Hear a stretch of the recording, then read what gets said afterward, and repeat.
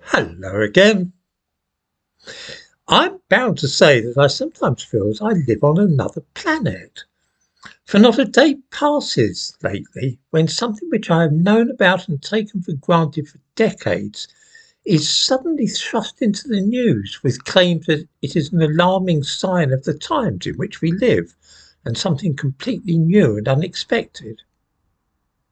I'm thinking now of the headlines in newspapers recently. For example, this morning's Daily Telegraph, on the front page of which is a headline which reads, Church of England has become conveyor belt for asylum seeker fake conversions. I wonder, do people really not know that churches and baptisms have all been exploited for mercenary reasons for at least 40 or 50 years in this country, working for the advantage of people who are not Christians and don't even believe in God? Of course, it is undesirable. No one would argue with that. But this is not a racket which has arrived in Britain with illegal immigrants and asylum seekers. The native British have been up to this game for many years, and everybody knows about it, but nobody quite likes to speak about it out loud. The prime offenders, as is so often the case, are the middle classes. Let me explain how the bogus baptism racket works in the town where I live, which is Loughton in Essex. It's towards the end of the central line, just before Epping. There are three secondary schools here. Two of them are mediocre, but one, the Davenant Foundation School, has excellent exam results, sends lots of pupils on to very good universities, and is generally recognised as being head and shoulders above the other two schools. It is a church school, which gives preference to pupils who come from church-going families. It doesn't matter which church, Catholic or Protestant, it's a Christian school, so it's ecumenical. If your kid is baptised and a regular church attender, and you can get a letter from a minister saying so, then you've got an excellent chance of getting your kid into Davenant.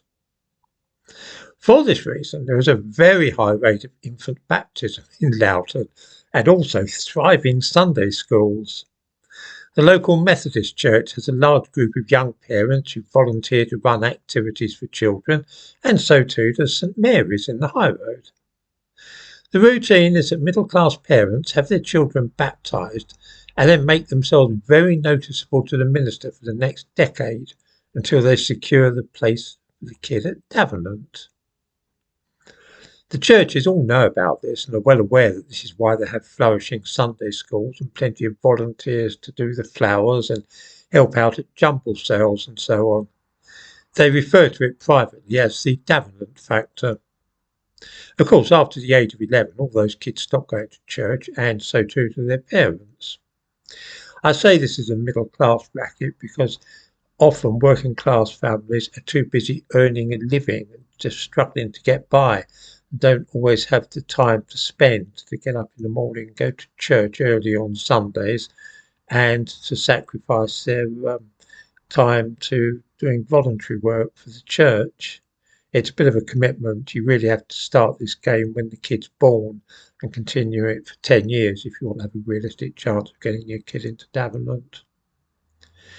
I expect some viewers know about this kind of racket. It is every bit as much of a scam involving fake baptisms as anything that Muslim asylum seekers get up to, and yet we tolerate it. It makes a mockery of religion, though.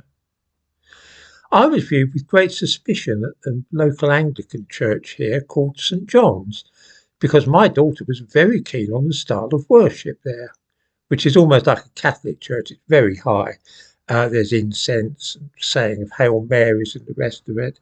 She used to be an altar girl. She's the sort of person that puts on fancy dress and processes down the aisle to the altar as the priest comes in.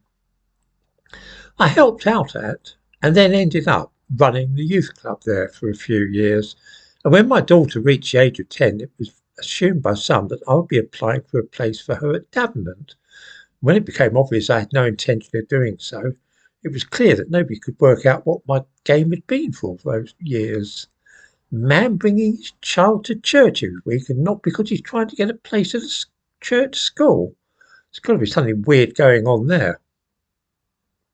Of course, sucking up to priests and hanging round chapels has always been a popular gambit in prisons as well, as a way of showing that a man has repented of his sins and will, if only he is given early release, become a useful and law-abiding member of society. Those on bail on remand for any length of time also find sometimes that it pays to find the Lord. It can play well as a mitigating factor if you do have the misfortune to be convicted. As I say, I rather assumed that all ordinary people knew all about these various scams relating to baptisms and church attendance, which have been going on for many years.